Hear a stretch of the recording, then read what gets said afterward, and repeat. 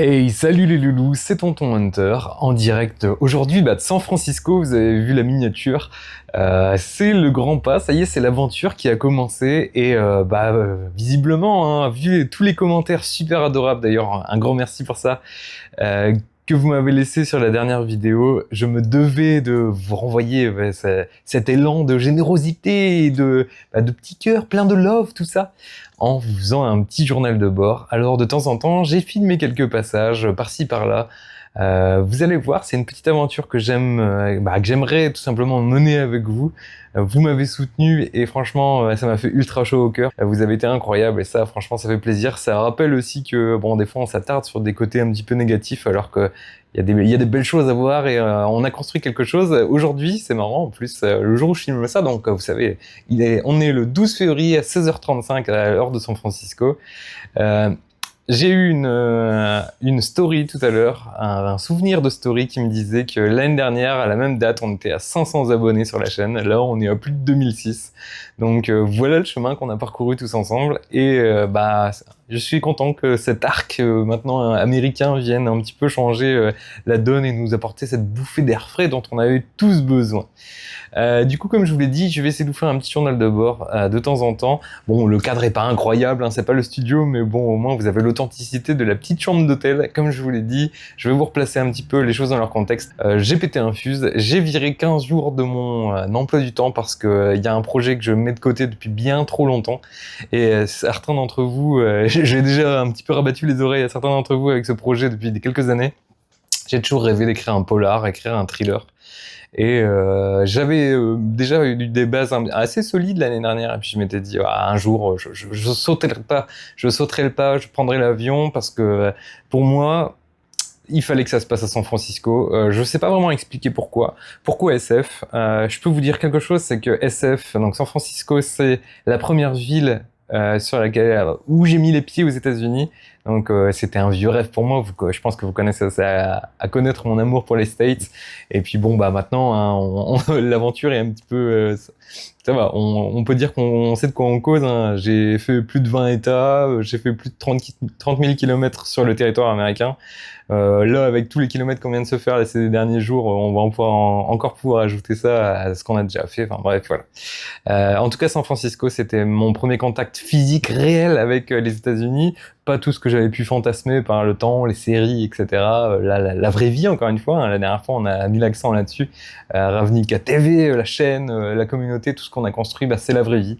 Donc voilà, la vraie vie m'a mis un coup de pied au cul. Et avec tout ce qu'on a pu vivre l'année dernière, les hauts et les bas, je me suis dit, allez, maintenant, c'est tout. On arrête les excuses, on arrête de faire semblant. Je vire tout ce que je devais faire et puis je me prends un billet. Alors j'ai vraiment rogné sur les budgets, je peux vous dire que les endroits là, ce que j'ai réservé, donc le vol et en plus la petite chambre d'hôtel, on n'a vraiment pas été chercher le luxe, c'est vraiment le minimum syndical. C'est vraiment un quartier ultra vivant, mais genre blindé tout le temps. C'est vraiment un quartier pas très riche du tout. On est vraiment aux portes de Chinatown et en même temps de North Beach. Vous allez voir, ça va avoir son importance. Donc l'idée, c'est vraiment d'être sur tout le séjour, de me focus sur l'écriture du livre. Parce que alors je vous dis tout de suite, j'ai pas sauté à poil. Je suis arrivé ici avec déjà une structure assez détaillée, avec un certain nombre de chapitres, d'actes, etc. Avec déjà des personnages principaux assez forts, etc. Voilà, j'avais quand même bien bossé. Je voulais pas arriver ici et me dire, ma mère, maintenant qu'est-ce que je fais? C'était pas le plan. Là, on a explosé les scores, hein, franchement. Donc là, on est jeudi. Je suis arrivé lundi. Bon, évidemment, avec la journée de lundi compte pas vraiment parce que le transport a été un peu fastidieux. Ça, vous allez le voir tout de suite. Hello les loulous, c'est Tonton Hunter. Je vous retrouve à San Francisco pour le premier lever de soleil. Il est ici 7h, il est 16h chez vous. Vous voyez derrière moi déjà un des ponts. Vous savez bien que San Francisco est connu pour ses ponts. Vous voyez le calme de la mer. C'est ici que tout va commencer. Pour moi, pour l'aventure, pour le livre. Et puis aussi pour le journal de bord. Hier, ça a été une grosse journée consacrée évidemment au transport, etc. Les avions, la correspondance à Copenhague, un peu compliquée, où il a fallu vraiment courir parce qu'il y avait tout l'aéroport à traverser et notre avion avait du retard. Donc je suis monté dans l'avion 20 minutes avant qu'il décolle, il était plus que temps. C'était vraiment chouette. Évidemment, je suis resté debout pendant à peu près 24 heures d'affilée. Donc à la fin, évidemment, la fatigue était là, mais en même temps, gros jet lag. Donc cette nuit, réveillé à minuit, à 1h, à 3h, etc. Mais bon, c'est le jeu. J'ai pas mal de choses à vous montrer parce que je suis à un endroit très inspirant pour commencer. Je viens de me balader ici pour regarder le lever de soleil tout simplement. Je me suis réveillé, comme je vous l'ai dit plusieurs fois. Là j'ai déjà fait peut-être bien 10 000 pas ou quelque chose comme ça. Mais bon, voilà, on est là pour explorer, on est là pour prendre plein de vibes. Et j'ai déjà vu plein de choses qui m'ont méga inspiré ce matin. Donc ça c'est super cool. Je vais vous retourner la caméra parce que j'aime bien cette dualité. Derrière vous voyez le calme, vous voyez l'Atlantique, etc. Et derrière, voilà, derrière vous avez la monstrueuse ville. Et je trouve ça super classe. Bon, on va être obligé de faire une scène ici, une scène ou deux. Parce que regardez, waouh, regardez, il y a des petits Jojo un peu partout qui sont venus me tenir compagnie. Et puis je pense qu'il y a moyen de ne pas se lasser de cette vue et de venir prendre son petit déjeuner de temps en temps ici quand même. Bon là vous voyez pas parce qu'on n'est pas du bon côté, mais en fait après si vous faites le tour tout par là, vous avez Alcatraz et le pont, le Golden Gate, etc.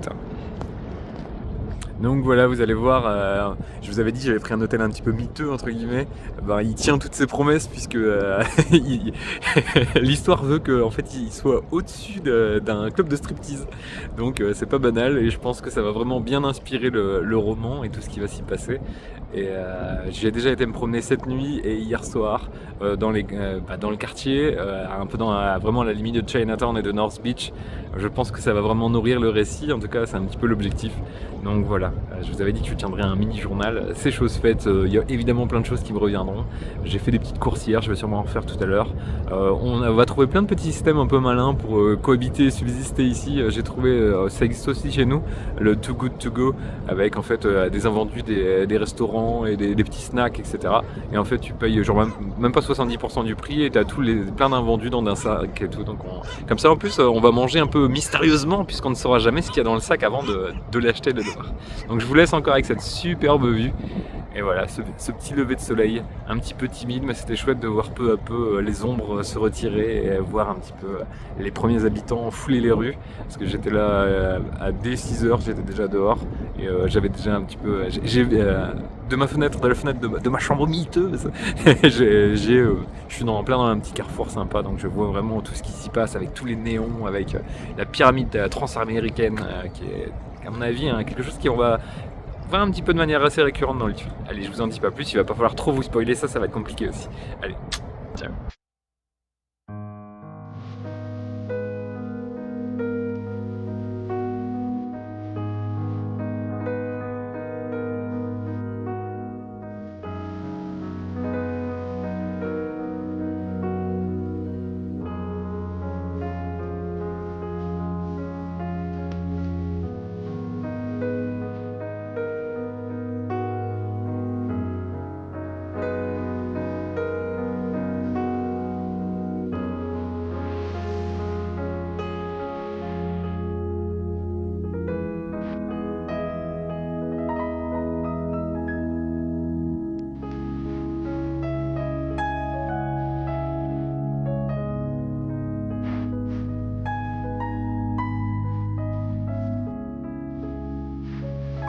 Et voilà le contexte. J'ai loué donc cette petite chambre avec juste le nécessaire dans un hôtel qui est pas ouf, il faut dire ce qui est, même si il a vraiment son charme. Alors pour écrire quelque chose, un polar, un thriller, c'est vraiment parfait. On est quand même une chambre au-dessus d'un club de striptease, mais le club de striptease le plus vieux de la ville. Est-ce que ça rajoute des choses? Je ne sais pas.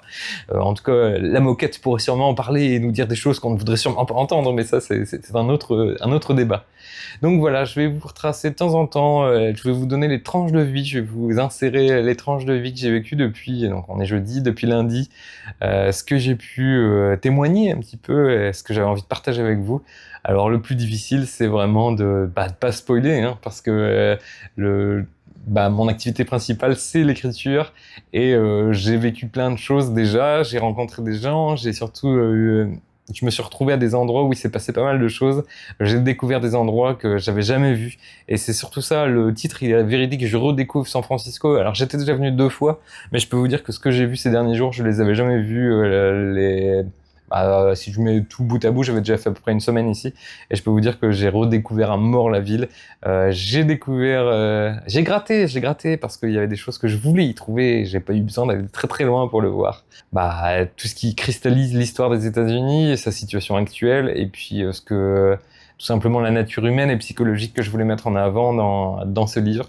Donc là, dans les premiers jours, on a vraiment explosé les quotas d'écriture avec le jet lag dans la tronche, mais ça nous a pas empêché de nous y mettre et de vraiment de sortir l'artillerie lourde, j'ai envie de dire, parce que j'ai écrit, là maintenant, je suis à 99% de ma structure et 99% de mes personnages principaux et secondaires, et on a des scènes clés, mais alors vraiment, là jusque maintenant, il est 16h40, il y a 1h30, j'ai remodifié complètement un background que vous verrez dans le bouquin, et je suis trop content de comment ça évolue, de la manière dont tout structure. Là, franchement, j'entends battre son pouls. L'histoire, elle est réelle, elle me parle. Ça y est, les histoires, elles parlent. Il parle plus, c'est caché.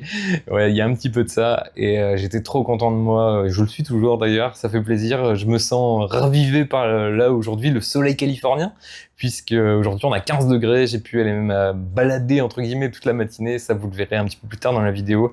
J'ai profité des prévisions météorologiques pour aller crapahuter, aller faire tout simplement de la reconnaissance à des endroits que j'avais encore jamais vus, et je voudrais que ce soit des points centraux de l'intrigue, donc évidemment je m'y suis rendu. Pas de voiture cette fois-ci, j'ai tout fait à pied et en transport, comme un vrai, je sais pas comment on dit, les habitants c'est le San Franciscain ou quelque chose comme ça. Donc vous allez voir, je voulais vous embarquer avec moi. Hey, salut les loulous, on est mercredi 11, je me suis dit qu'on pouvait faire un petit point un petit peu de ce qui s'était passé depuis que je vous ai pris il y a quelques minutes pour vous, même pas quelques secondes, et pour moi forcément quelques jours. L'aventure continue, l'aventure progresse, je dirais même qu'on est en train de construire quelque chose d'un petit peu ouf. Je suis super content de la manière dont ça a évolué. Ça c'est... il y a rien de mieux, je suis content de pouvoir prendre le téléphone et vous dire ça maintenant. J'avais préparé des choses avant de venir, évidemment, j'avais préparé déjà une structure, j'avais une idée plusieurs actes et plusieurs chapitres avec déjà un plan semi-détaillé, dirons-nous, de mon intrigue. Ces derniers jours, j'ai construit des personnages vraiment forts, je suis super content du résultat, si je puis dire, même si j'ai pas encore commencé à écrire vraiment. Je fais plutôt des fiches de personnages détaillées avec le caractère. Si vous voulez, je fais un petit peu pourquoi il est là, quel est son rôle, est-ce qu'il va avoir une évolution ou pas dans l'intrigue, où est-ce que je veux en venir, quel est vraiment un petit peu l'aura du personnage, et ce que je veux qu'il symbolise dans l'histoire. C'est super important, j'essaie de rendre tout vraiment le plus crédible possible, que ce soit vraiment des gens et pas juste des personnages abstraits interchangeables. Donc j'essaie de leur insuffler une personnalité et tout, et c'est pas toujours facile, mais on y travaille. Ma petite chambre est vraiment pas mal, je suis assez content d'avoir vraiment choisi cet endroit pour venir. C'est suffisamment miteux pour être très inspirant et qu'il y ait des trucs assez étranges qui se passent un peu tout le temps. Ce matin, je me suis levé à 4h du mat parce que évidemment gros jet lag. Vous allez sûrement entendre le bruit de la route, j'espère que vous m'entendrez quand même correctement. Donc j'essaierai de faire mon mieux, désolé s'il y a quelques petits parasites de temps en temps. Parce que je suis vraiment à un gros carrefour ici entre des grosses avenues à San Francisco, donc fatalement il y a évidemment un petit peu de bruit. Donc je me suis levé à 4h parce que je vous l'ai dit, jet lag, donc petite nuit de 22h à 4h du mat, mais bon, c'est le jeu. Après petit déjeuner un peu pré-workout pour vraiment se mettre un petit peu en jambes, j'ai fait ma petite séance entre 5h et 6h. Parce que on lâche pas le sport, on lâche pas la diète. J'ai un truc de fou, mon frigo est rempli de trucs diète et healthy. C'est un comble quand même pour un étant aux États-Unis, surtout pour moi qui adore plein de trucs ici. C'est un petit peu difficile de se priver, mais bon, ce serait con de mettre en l'air tous les efforts que j'ai fait à la maison. Donc on continue ça et tout. C'est pas toujours facile, mais pour l'instant je tiens. Donc j'ai fait ma séance de sport ce matin de 5 à 6, et pareil, les idées continuent, hein, c'est ça qui est cool aussi. Je suis un petit peu bercé dans mon roman, et c'est un petit peu l'idée, c'est aussi pour ça que je suis parti tout seul. Je voulais vraiment pouvoir nager dans mon intrigue, et là c'est vraiment ça. Les voisins ont choisi de copuler allègrement pendant ma séance de sport. Donc ambiance un peu particulière hein, finalement, les joies de la vie en communauté dirons-nous. Donc voilà, l'hôtel est cool, la petite chambre est spacieuse quand même et a tout ce dont j'ai besoin, même si le wifi est un petit peu capricieux, mais bon ça c'est des choses qui arrivent aussi et je me doutais que ça allait être le cas, donc j'ai prévu tout ce qu'il fallait, j'avais téléchargé pas mal de trucs en offline, etc. Donc tout va bien. Je vais quand même vous retourner la cam pour que vous voyez mon carreau très très sale parce que les vitres sont horribles, mais au moins vous verrez un petit peu l'ambiance de la ville, etc. Je vais enlever le petit branchement. Ouh, ça tangue. Voilà, on va retourner 2 secondes. Donc vous voyez les prémices de la ville, et ce que vous voyez ici, hop, c'est la Transamerica Pyramide. Donc c'est un building très très important dans l'histoire de San Francisco et architecturalement c'est quand même très intéressant. Vous voyez, je suis vraiment dans un gros carrefour. Ici, ce que vous voyez ici, c'est le logo du bar Topless Striptease sur lequel est bâtie ma chambre. Bon, vous voyez, la fenêtre est dégueulasse, hein, mais au moins ça vous donne une petite idée. Hier, il y avait blindé de camions de pompiers, etc. Il y a eu un feu ici à San Francisco. Si vous voyez bien, regardez, on va essayer de zoomer. Vous voyez les petites voitures là, c'est des voitures sans conducteur, enfin celle-ci du moins, celle de droite ici, hop, c'est une voiture où il n'y a pas de conducteur, elle roule toute seule, c'est des voitures autonomes. Il y en a de plus en plus ici en Californie. Donc voilà, ça vous donne déjà un petit peu une idée de comment c'est foutu.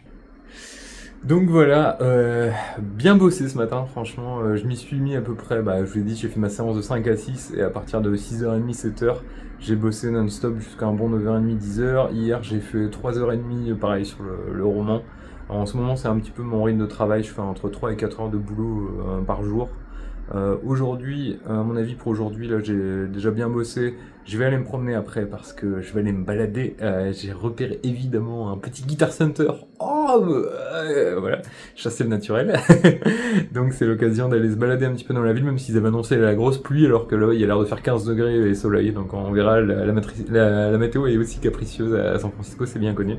Donc je vais m'habiller parce que moi je suis en jogging bien cosy pour pouvoir écrire tranquillou. Voilà, je vais aller me prendre un petit repas et puis après je vais filer au Guitar Center. On sait jamais, quelquefois que je trouverai des petites merveilles. Donc voilà, c'était un petit peu le jour 2 d'écriture. Aujourd'hui, à part la petite balade, je vais sûrement pas sortir énormément et forcément je me suis fait un planning avec ce que j'allais faire les différents jours en prenant en compte normalement la météo, mais si les prédictions sont aussi bonnes que ça risque d'être compliqué. Mais voilà, l'intrigue avance énormément, on a quelques twists, évidemment je peux pas trop en parler, aussi l'ouverture et l'épilogue et les scènes finales, là et une grosse scène clé aussi au milieu. Alors on commence à avoir vraiment du dur, là j'ai de belles choses à raconter, j'ai vraiment hâte de me plonger à fond dedans. Ça prend vie, ça fait drôle, ça prend un petit peu au trip, allez voilà, c'était de toute façon le but. Allez, je vous laisse, prochain épisode. Bon, si vous avez suivi les stories, d'ailleurs, je vous encourage à le faire, hein. Allez sur Insta, je publie quasiment tous les jours, même plus en voyage que d'habitude, hein, donc allez sur Hunter of Nika, que ce soit sur Facebook ou sur Instagram, je mets pas mal de stories qui vous donnent des petits teasings un petit peu de ce qui s'y passe. Et ceux qui ont suivi donc ont vu qu'hier j'ai fait un petit détour quand même sur mon objectif d'écriture, puisque vous savez bien, hein, on peut chasser le naturel, mais il revient évidemment au galop. Alors qu'est-ce que j'ai fait? Est-ce que j'ai encore crapahuté hier? Ben oui, et évidemment que j'ai crapahuté, et bon, j'avais une petite idée derrière la tête quand même. Vous savez que le tonton, des fois, il a des idées bien arrêtées, et surtout, il se doutait qu'à un moment, il allait avoir un craquage. Et j'étais tellement content de la façon dont j'avais écrit depuis que j'étais arrivé, que je me suis dit, allez, il faut que je me récompense, et en même temps, waouh, ma petite chambre, des fois je m'ennuie un petit peu, il faut un petit peu de divertissement. Alors qu'est-ce que j'ai fait, hein, d'après vous? Et je suis allé au Guitar Center, évidemment, j'avais fait un peu de repérage, évidemment aussi, mais voilà, on se refait pas, les enfants.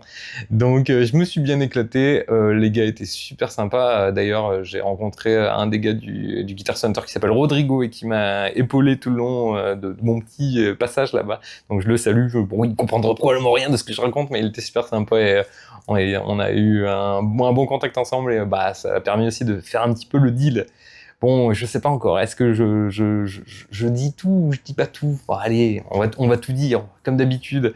Bon, j'ai eu un gros coup de cœur là-bas et je l'avais déjà repéré sur le site avant d'y aller, donc c'était un coup de cœur, pas vraiment une surprise, mais c'est quelque chose qui me titillait depuis longtemps. Je voulais quelque chose de très américain parce que je voulais que ce soit un peu un symbole de l'aventure ici. Et puis, c'est des instrus qui me font quand même rêver parce que c'est quelque chose d'une année que je cherchais principalement, en tout cas une décennie que je cherchais. Et bon, bah, on va arrêter le suspense tout de suite. J'ai craqué pour une demoiselle qui a 47 ans, puisqu'elle est de 1979 ou 79 pour les plus belges d'entre vous. Vous commencez à connaître la formule. Et j'ai craqué pour sa petite robe naturelle. C'est marrant, c'est qu'elle a plein de choses que d'habitude m'embêtent plus ou moins chez d'autres guitares. En tout cas, qui font que c'est pas celle que je regarde en priorité. Et celle-ci m'a plu tout de suite. Je pense que c'est aussi la dualité entre la couleur bois naturelle, qui est pour le coup vraiment couleur miel maintenant. Alors j'en avais vu des beaucoup plus clairs sur le net, et puis à travers de toutes mes recherches sur ces 10-15 dernières années. Mais là, celle-ci, elle m'a vraiment touché. C'est pas la plus démonstrative niveau table, mais le fait qu'elle soit vraiment comme ça, couleur miel et tout, avec une belle touche érable comme on aime, et je pense que la dualité avec le super pickguard noir, ça a vraiment fini de me convaincre, et comme je vous l'ai dit, elle a une décennie particulière. Allez, trêve de blabla, je vous l'amène tout de suite. Voilà les enfants, regardez-moi ça, on parle d'une Fender Stratocaster US de 1979, regardez-moi cette belle table. Alors je peux vous dire qu'elle pèse un méga âne mort, c'est incroyable, j'ai rarement eu une guitare aussi lourde. Pour vous dire, j'ai eu des Gibson Les Paul Custom qui étaient moins lourdes que ça. Donc c'est un peu dingue, vous voyez les 3 vis ici, et surtout, ce qui a fini de me convaincre. Alors je sais que c'est quelque chose qui va diviser beaucoup, mais moi je suis un giga fan des Big Head CBS comme ça, des Strats des années 70. Elles sonnent de dingo. J'ai pu rencontrer le gérant du Guitar Center qui me disait qu'il l'avait acheté à une vente aux enchères vintage spécialisée l'année dernière, et que voilà, il avait été temps de la mettre en vente. Elle est entièrement d'origine sauf ceci, elle a un petit sillet en laiton. Alors, pour le coup, on est sur du même style à crever, hein, parce qu'on a ici le bellet, le truss rod bellet très caractéristique de l'époque, un petit sillet en laiton, et tout le reste est complètement d'origine. Vous allez voir, je vous mettrai, alors je ne vais pas pouvoir faire beaucoup d'inserts parce que j'ai pas tous les moyens techniques de la maison, etc. Mais la table est incroyable, elle a quasiment aucun pet, c'est ouf pour une guitare de 47 ballets. La touche est ouf. Elle n'a pas dû être excessivement jouée parce que les frettes sont en excellent état. Et alors, cerise sur le gâteau, on est sur les micros d'origine, donc c'est ce qu'on appelle des grey bottom, donc vraiment des micros très recherchés pour Fender, même si parfois c'est une période un peu décriée. Alors même si c'est en train de revenir au goût du jour, hein, il y a plein de choses qui sont réhabilitées. Vous voyez, quand pour les fans de Metallica, on a craché longtemps sur Load et Reload, et on a très longtemps craché sur les Strats des années 70 et sur leur grosse tête qui est un peu disgracieuse pour certains, alors que moi je trouve ça super beau. En fait, ce qui leur vaut un peu cette réputation, tout simplement, c'est parce que c'était une période très inconsistante pour Fender. Donc en fait, il y a des Strats des années 70 qui sont pas terribles du tout, et donc ça a terni un peu la réputation de cet instrument mythique, hein. J'ai eu j'ai eu quelques Strats, principalement du custom shop, et j'ai jamais trouvé vraiment chaussure à mon pied. Mes Strats préférés, c'était la Denso que j'avais, qui était vraiment over the top, et c'est une des guitares que je regrette le plus d'avoir vendu. J'ai vraiment été trop con, excusez-moi de l'expression, mais là, je suis vraiment trop con de revendre celle-là, mais bon. Il fallait financer des projets. La Denso, et puis j'avais eu une super Rebel Relic qui sonnait vraiment incroyablement bien aussi. Et une petite Strat, ça manquait quand même. Donc voilà, j'ai craqué pour cette bestiole, pour cette super Strat de 79. Donc maintenant, vous savez tout. Ça m'a fait beaucoup rire de voir aussi. J'avais fait un sondage pour savoir. J'avais mis, alors d'abord une story pour dire que j'étais au Guitar Center en disant que c'était le début des conneries. Et la story d'après, c'était à votre avis, est-ce que j'ai craqué ou pas? Et vous me connaissez bien parce que plus de 90%, je crois qu'on était à 92% de tous ceux qui ont voté. Et il y avait bien une cinquantaine de personnes en plus, c'était marrant. Tout le monde disait ouais, il a craqué, c'est bon. Donc voilà, vous me connaissez bien, et franchement, je vais vous mettre un petit extrait si j'arrive à le faire. galère parce que, comme je vous l'ai dit, j'ai pris juste un PC portable assez vieux, donc le montage vidéo va probablement être très fastidieux, donc excusez-moi, hein, cette fois-ci, la vidéo sera authentique, mais par contre, ce sera pas les moyens de production habituels, dirons-nous, surtout que maintenant, on est passé à la 4K à la maison. Là, c'est que des vidéos de téléphone, que du son de téléphone, même si vous voyez, j'ai pris un petit micro, on va voir si ça fait le taf, même si j'ai peur un peu que le bruit de la rue, des fois, soit un peu parasite, mais voilà. Donc, je vais essayer de vous faire le montage, etc. J'ai fait une petite vidéo où j'ai joué dans le magasin, hein, parce que c'est là où le coup de foudre a opéré. Le gars était, comme je vous l'ai dit, Rodrigo était super sympa, il m'a dit, tu sais comment ça fonctionne? Je dis, oui, ça va. Et il me dit, va dans la pièce, il y a des câbles, il y a plein d'amplis, tu prends ce que tu veux, tu branches. Donc je me suis mis sur un ampli qui est pas du tout fait pour ça, ce qui est parfait. J'ai fait vraiment... On a fait du sale, hein, il faut dire les choses. J'ai joué sur un EVH 5150 Stealth, vraiment bien poussé. Je lui ai mis de la grosse distorsion, mais je lui ai quand même mis du clean, évidemment, un Strat oblige. Et ce qui est trop bien, c'est que cette version a le pickguard qui est shield. Donc en fait, il y a un blindage qui permet d'éviter le trop plein de saturation et surtout de parasites bien connus des single coils, surtout de l'époque. Donc...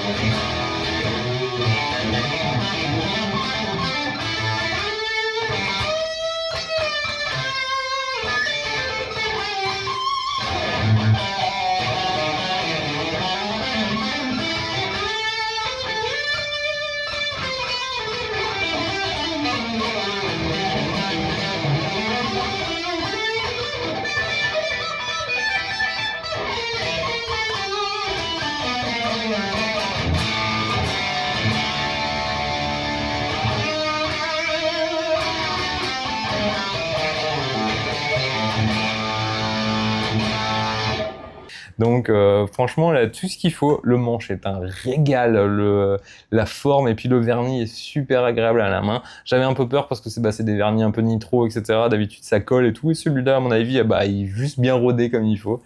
Donc voilà, c'est un petit peu le coup de cœur. Je vais avoir du mal à la ramener. Ça va sûrement être le bordel parce que ma valise était bien pleine. Ça va faire un truc de plus à trimballer, mais bon, que voulez-vous? On ne se refait pas. Et puis, n'est-ce pas un super souvenir quand même? Et puis, l'arrière est très beau. L'arrière est plus démonstratif, évidemment. J'en ai vu certaines où il y avait aussi une table à l'avant plus nervurée et plus flammée que ça. Mais je sais pas, c'est celle-ci qui est atterrie sur ma route et rien n'arrive jamais par hasard. Donc voilà.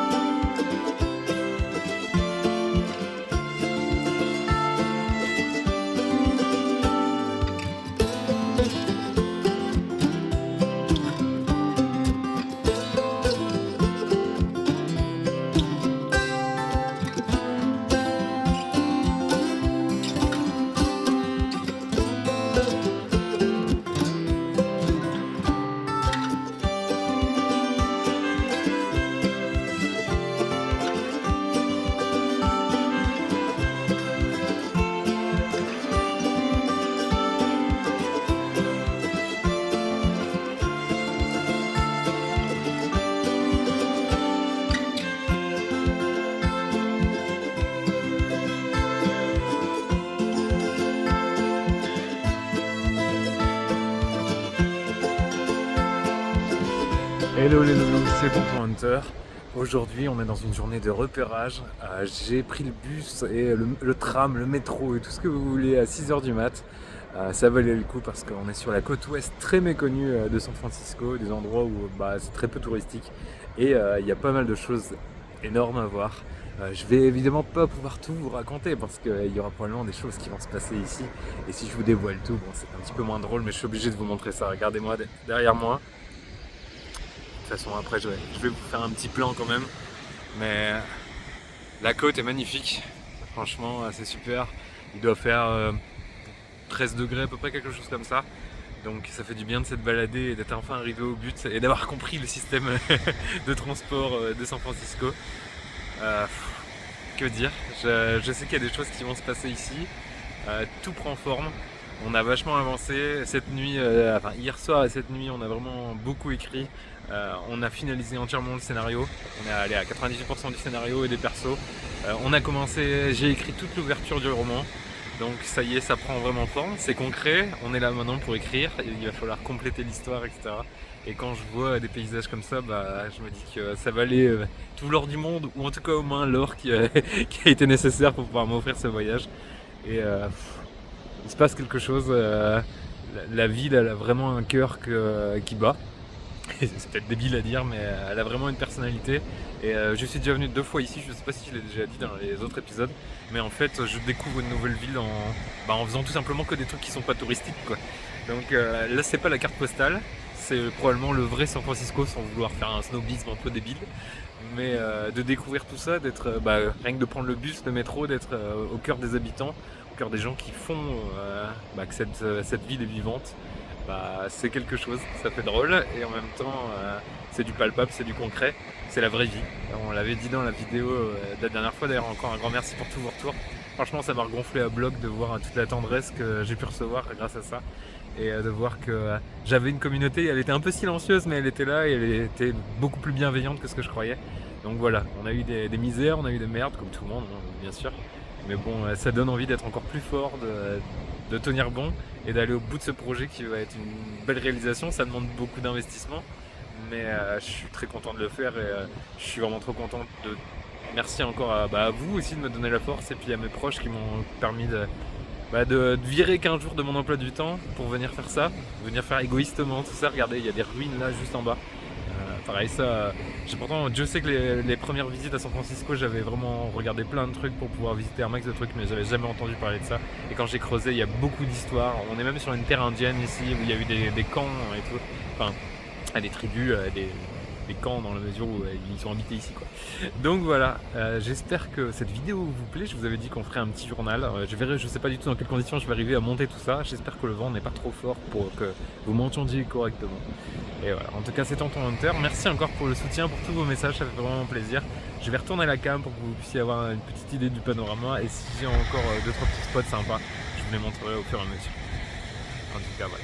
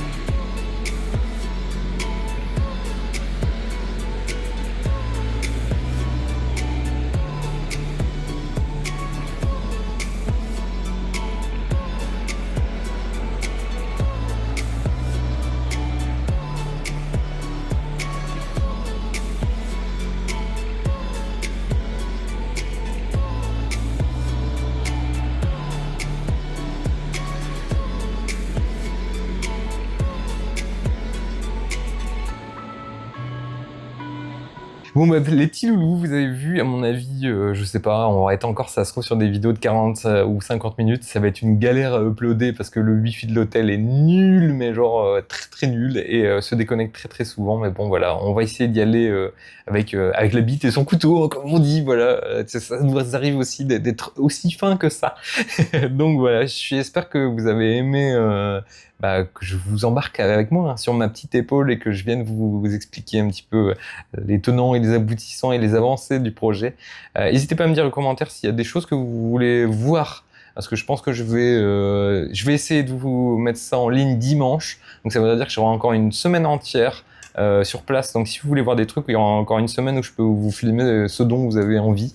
Donc n'hésitez pas à participer. J'aimerais bien qu'on participe encore plus, hein. Quand je vois tous les messages que j'ai eu sur la précédente vidéo, je vois que vous en êtes capable. Alors c'est tout, maintenant on n'a plus le droit de faire les feignants. Donc voilà, ça m'a fait plaisir de vous parler un petit peu, et puis ça me fait aussi changer un petit peu les esprits, et ne pas toujours être dans le livre, même s'il y a toujours une petite partie de moi qui y est. C'est trop cool, j'ai vraiment trop hâte que le projet soit là et que je le matérialise, même si, bon, c'est aussi, le chemin est aussi important que la destination, n'est-ce pas? Ça doit être prêt, je suis près de Chinatown, ça doit m'inspirer des dictons étranges. Allez, en tout cas, c'était Tonton Hunter, j'espère que la vidéo vous a plu, on se voit bientôt, ciao, et n'oubliez pas de réaliser vos rêves. Ciao.